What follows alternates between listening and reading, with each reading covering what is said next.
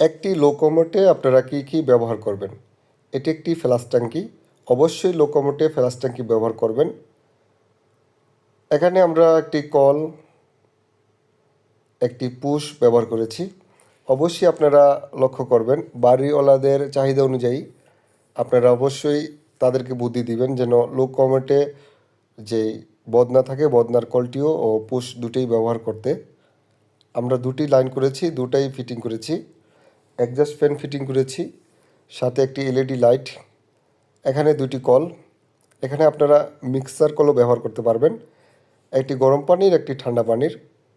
দুটি চাবি, একটি গরম পানির, একটি ঠান্ডা পানির।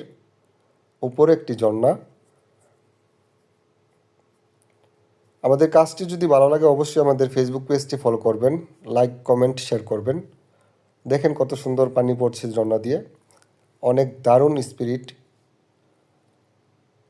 ভিডিওটা দেখার জন্য আপনাদের সকলকে জানাই ধন্যবাদ। ভালো থাকবেন।